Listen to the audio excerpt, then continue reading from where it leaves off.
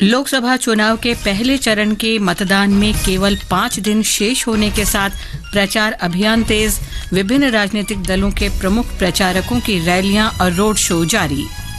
बेंगलुरु अदालत ने रामेश्वर कैफे बम विस्फोट के 2 आरोपियों को राष्ट्रीय अन्वेषण अभिकरण की 10 दिन की हिरासत में भेजा। नौसेना प्रमुख एडमिरल आर हरि कुमार कल गोवा में विशिष्ट सेवा और वीरता पुरस्कार प्रदान करेंगे। दिल्ली और राष्ट्रीय राजधानी क्षेत्र में आज वर्षा हुई। मौसम विभाग ने मौसम की विषम परिस्थिति के कारण उत्तर पश्चिम और मध्य भारत में ऑरेंज अलर्ट जारी किया। और मोहाली में आईपीएल क्रिकेट में पंजाब किंग्स और राजस्थान रॉयल्स का मैच जारी।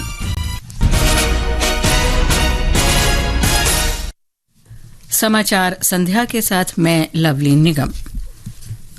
लोकसभा चुनाव के पहले चरण का प्रचार तेज हो गया है। राजनीतिक दलों के बड़े नेता रैलियां और रोड शो कर रहे हैं। पहले चरण में 17 राज्यों और 4 केंद्र शासित प्रदेशों की 102 लोकसभा सीट और सिक्किम विधानसभा की 32 तथा अरुणाचल प्रदेश की 60 विधानसभा सीट पर 19 अप्रैल को मतदान होगा। भारतीय जनता पार्टी अध्यक्ष जगत प्रकाश नड्डा ने आज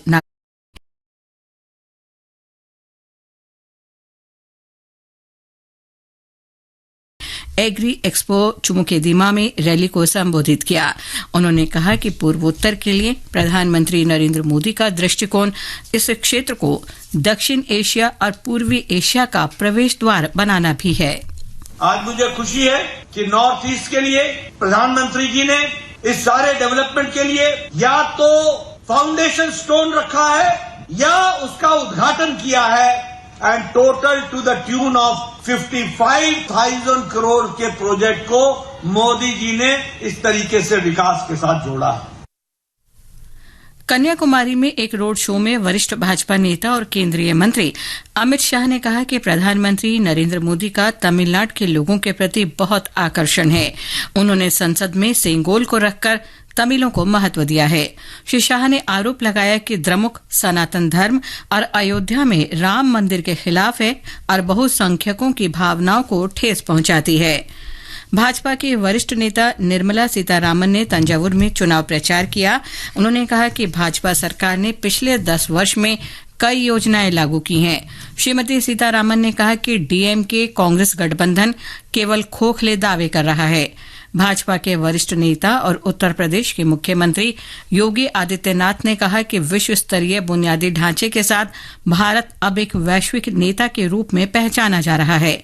मुरादाबाद में आज एक जनसभा में उन्होंने कहा कि भारत दुनिया के लिए विकास और कल्याण का मॉडल प्रदान कर रहा है। बहुजन समाज पार्टी प्रमुख मायावती ने हरिद्वार में एक जनसभा को संबोधित किया। उन्होंने कहा कि कांग्रेस पार्टी दलित और जनजाति विरोधी तथा गलत नीतियों के कारण सत्ता से बाहर हुई। आजादी के बाद केंद्र व देश के अधिकांश राज्यों में भी ज्यादातर सत्ता या कांग्रेस पार्टी के हाथों में केंद्रित रही है, किंतु इनकी खासकर दलित, आदिवासी व पिछड़ा वर्ग विरोधी तथा अन्य और मामलों में भी रही गलत नीतियों आदि की वजह से ही फिर इस पार्टी को केंद्र व काफी राज्यों की भी सत्ता से बाहर होना पड़ा है। कांग्रेस नेता प्रियंका गांधी ने उत्तराखंड के रामनगर में रैली में कहा कि भाजपा के कार्यकाल में गैस सिलेंडर, पेट्रोल और डीजल जैसी आवश्यक वस्तुओं की कीमतें बढ़ी हैं। तेलंगाना में ऑल इंडिया मजलिस-ए-इत्तेहादुल मुस्लिमीन AIMIM के नेता असदुद्दीन ओवैसी ने हैदराबाद के विभिन्न इलाकों में प्रचार शुरू कर दिया है। भारतीय जनता पार्टी के वरिष्ठ नेता और केंद्रीय मंत्री अमित शाह ने आज राजस्थान के अलवर में भाजपा उम्मीदवार के समर्थन में एक जनसभा में कहा कि प्रधानमंत्री नरेंद्र मोदी के नेतृत्व में पिछले 10 साल में ऐसे बहुत से काम पूरे किए गए हैं जो असंभव लगते थे। उन्होंने कहा कि प्रधानमंत्री मोदी ने अगले 25 वर्ष के लिए योजनाएं बना रखी हैं, इसलिए उन्हें तीसरी बार प्रधानमंत्री बनने का अवसर दिया जाना चाहिए। कांग्रेस पर पिछड़े वर्गों की अनदेखी करने का आरोप लगाते हुए श्री शाह ने कहा कि मोदी सरकार ने पिछड़े वर्गों के कल्याण के लिए कई महत्वपूर्ण कदम उठाए हैं। आरक्षण चाहे दलितों का हो, आदिवासियों का हो या पिछड़ा वर्ग का, भारतीय जनता पार्टी इसका समर्थन करती है। हम ना आरक्षण समाप्त करेंगे, ना किसी को समाप्त करने देंगे। एक कांग्रेस पार्टी झूठी बातें फैलाकर लोगों को गुमराह करने की बात करती है। मोदी जी स्वयं आरक्षण के सबसे बड़े समर्थक हैं। कांग्रेस के वरिष्ठ नेता और पूर्व मुख्यमंत्री अशोक गहलोत ने धौलपुर के बसई नवाब में एक जनसभा की। कांग्रेस के प्रदेश अध्यक्ष गोविंद सिंह डोटासरा और वरिष्ठ नेता सचिन पायलट ने भी अन्य स्थानों पर जनसभाओं को संबोधित किया। भारतीय जनता पार्टी के वरिष्ठ नेता और केंद्रीय मंत्री राजनाथ सिंह ने आरोप लगाया है कि कांग्रेस ने सत्ता में रहते हुए भ्रष्टाचार को बढ़ावा दिया है। श्री राजनाथ ने छत्तीसगढ़ के दंतेवाड़ा जिले में एक जनसभा को संबोधित किया। उन्होंने कहा कि केंद्र और राज्यों में कांग्रेस की सरकार के दौरान भ्रष्टाचार के मामले भी बढ़े हैं। इस बीच बस्तर में ही कांग्रेस नेता राहुल गांधी ने वादा किया कि अगर पार्टी सत्ता में आती है तो व्यापक सुधार किए जाएंगे। उन्होंने महिलाओं को वित्तीय सहायता उपलब्ध कराने के उद्देश्य से बनाई गई महालक्ष्मी योजना का उल्लेख किया। हम एक नई योजना लाए, चुनाव जीतने के एकदम बाद ये शुरू हो जाएगी। इसको हमने महालक्ष्मी योजना नाम दिया। हर महीने महिला के बैंक अकाउंट में 8,500 रुपए हमारी सरकार डालेगी और एक साल में 1 लाख रुपए बैंक अकाउंट में हम दे देंगे। राहुल गांधी ने महाराष्ट्र में कहा कि बेरोजगारी और बढ़ती महंगाई जैसे मुद्दों को देश की मीडिया ने दरकिनार कर दिया है। उन्होंने आरोप लगाया कि प्रधानमंत्री नरेंद्र मोदी भी ऐसे महत्वपूर्ण मुद्दों पर ध्यान नहीं देते हैं।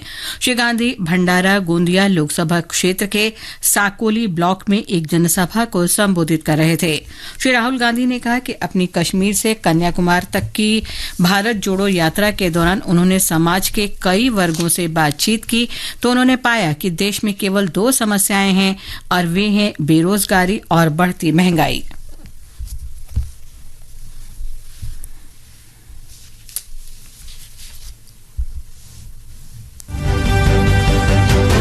लोक निर्णय 2024 आम चुनावों पर विशेष कार्यक्रम हर शाम 7 बजे से और पुनः प्रसारण रात 9:30 बजे से आकाशवाणी गोल्ड पर। चुनावी गतिविधियों की खबर, देश के हर अंचल पर नजर, विशेषज्ञों की राय और विश्लेषण। दुनिया के सबसे बड़े लोकतंत्र के चुनावी पर्व में सुनिए लोक प्रसारक के साथ लोक निर्णय 2024। उत्तर प्रदेश के पहले चरण में बिजनौर सीट पर मतदान होगा। भारतीय जनता पार्टी राष्ट्रीय लोकदल गठबंधन के अंतर्गत राष्ट्रीय लोकदल ने इस सीट पर मीरपुर के विधायक चंदन चौहान और समाजवादी पार्टी के दीपक सैनी को चुनाव मैदान में उतारा है। हमारे संवाददाता ने बताया है कि लोकदल से इस्तीफा देने वाले चौधरी विजेंद्र सिंह को बहुजन समाज पार्टी ने प्रत्याशी बनाया है।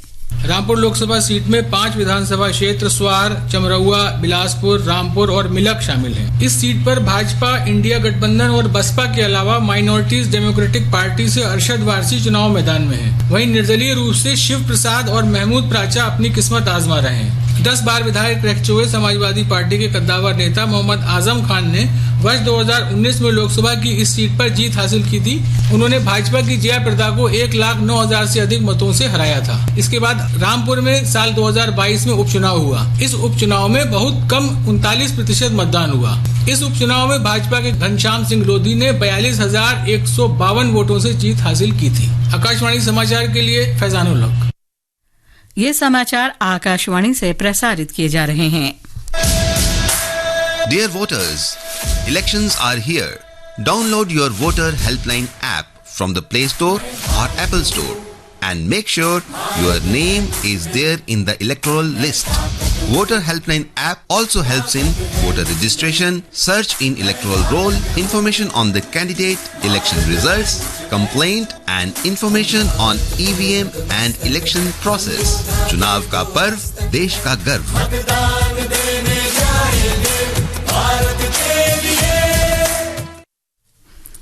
ये आकाशवाणी है। बेंगलुरु के रामेश्वरम कैफे विस्फोट मामले में बेंगलुरु की विशेष अदालत ने 2 मुख्य अभियुक्तों को राष्ट्रीय अन्वेषण अभिकरण की 10 दिन की हिरासत में भेज दिया है। इन्हें आज अभिकरण की विशेष न्यायालय में पेश किया गया। इन अभियुक्तों को ट्रांजिट रिमांड पर कोलकाता से बेंगलुरु लाया गया था। रामेश्वर कैफे विस्फोट में 10 लोग घायल हो गए थे। नौसेना प्रमुख एडमिरल आर हरिकुमार कल गोवा में राष्ट्रपति के शौर्य और विशिष्ट सेवा पुरस्कार प्रदान करेंगे। नौसेना के आईएनएस हंस पर इस समारोह में उच्च कोटि के नेतृत्व, वीरता, पेशेवर निपुणता और विशिष्ट सेवा का प्रदर्शन करने वाले नौसेना कर्मियों को सम्मानित किया जाएगा। कार्यक्रम में नौसैनिकों को नौसेना पदक और विशिष्ट सेवा पदक भी प्रदान किए जाएंगे। ये समाचार हमारी वेबसाइट newsonair.gov.in/hindi और हमारे mobile app news on AIR पर भी उपलब्ध हैं। बारिश का मौसम आने वाला है, तैयारी कर ली ना? गार्डन में नए पौधे लगा देना, नमी मिलेगी तो अच्छे से लग जाएगा। ये तैयारी तो हो गई, मगर असली तैयारी हुई कि नहीं? असली तैयारी मतलब? बारिश का पानी बचाने की तैयारी, बोले तो रेन वाटर हार्वेस्टिंग की तैयारी। ये भला हम कैसे भूल सकते हैं? बारिश से पहले ही हमने छत और पाइप सब साफ करवा दिए। अब सीधे बारिश के पानी से ग्राउंड वाटर को रिचार्ज करेंगे। सबने कैच द रेन कैंपेन से जुड़ के वर्षा का जल बचाने की तैयारी कर ली है। आप भी जुड़िए। समाचार संध्या में आपका फिर स्वागत है। राष्ट्रीय राजधानी क्षेत्र दिल्ली और आसपास के कुछ हिस्सों में आज शाम बारिश हुई। मौसम विभाग ने कहा कि कल तेज हवाओं के साथ हल्की बारिश की भी संभावना है। वरिष्ठ मौसम वैज्ञानिक ने कहा कि पश्चिमोत्तर भारत में सक्रिय पश्चिमी विक्षोभ के कारण वर्षा हुई। अभी जैसे एक जो पश्चिम विक्षोभ है वो बिल्कुल एंट्री मार चुका है हमारा उत्तर भारत में। इसके प्रभाव से आज जो है सीवियर थंडरस्टॉर्म हुआ है दिल्ली एनसीआर इलाका में ऑलमोस्ट ऑल प्लेसेस में, और विंड भी काफी स्ट्रांग रहा, लाइटनिंग भी रहा, और उसी के साथ साथ जो तापमान जो टेम्परेचर 39 क्रॉस किया था, अभी ऑलमोस्ट 10 डिग्री से ज्यादा फॉल हुआ है। 25 डिग्री आज रिकॉर्ड किया गया 5:30 PM। जो उत्तर भारत का बाकी हिस्सा है, काफी इलाका राजस्थान, पंजाब, हरियाणा में थंडरस्टॉर्म और बारिश हुआ है। अभी इसका प्रकोप रहेगा नेक्स्ट 2 डेज तक।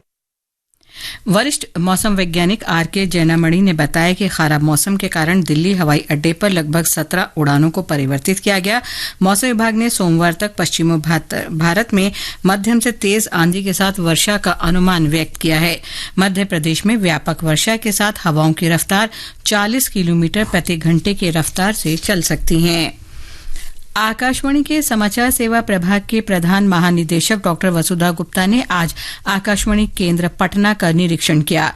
डॉक्टर गुप्ता ने आकाशवाणी केंद्र के कार्यक्रम अनुभाग, समाचार विभाग और अभियंत्रण विभाग के अधिकारियों के साथ केंद्र में समीक्षा बैठक की। उन्होंने कार्यक्रम की गुणवत्ता से लेकर प्रसारण की मौजूदा स्थिति सहित विभिन्न विषयों पर अधिकारियों के साथ चर्चा की। दिल्ली के उपराज्यपाल विनय कुमार सक्सेना ने कहा कि दिल्ली में बिजली, पानी और बस किराए की सब्सिडी जारी रहेगी। उन्होंने दिल्ली के लोगों को आश्वासन दिया कि गरीबों को लाभ पहुंचाने वाली कोई भी सब्सिडी योजना बंद नहीं की जाएगी। आईपीएल क्रिकेट प्रतियोगिता में आज मुल्लापुरम में पंजाब किंग्स का मुकाबला राजस्थान रॉयल्स से हो रहा है। राजस्थान रॉयल्स ने टॉस जीतकर पंजाब किंग्स को बल्लेबाजी के लिए आमंत्रित किया। ताजा समाचार मिलने तक पंजाब किंग्स ने 17वें ओवर में 6 विकेट पर 110 रन बना लिए हैं। अंत में मुख्य समाचार एक बार फिर। लोकसभा चुनाव के पहले चरण के मतदान में केवल 5 दिन शेष होने के साथ प्रचार अभियान तेज। विभिन्न राजनीतिक दलों के प्रमुख प्रचारकों की रैलियां और रोड शो जारी। बेंगलुरु अदालत ने रामेश्वरम कैफे बम विस्फोट के 2 आरोपियों को राष्ट्रीय अन्वेषण अभिकरण की 10 दिन की हिरासत में भेजा। नौसेना प्रमुख एडमिरल आर हरिकुमार ने कल गोवा में विशिष्ट सेवा और वीरता पुरस्कार प्रदान करेंगे। दिल्ली और राष्ट्रीय राजधानी क्षेत्र में आज वर्षा हुई। मौसम विभाग का मौसम की विषम परिस्थितियों के कारण उत्तर, पश्चिम और मध्य भारत में ऑरेंज अलर्ट जारी किया। इसके साथ ही समाचार संध्या का ये अंक समाप्त हुआ। नमस्कार।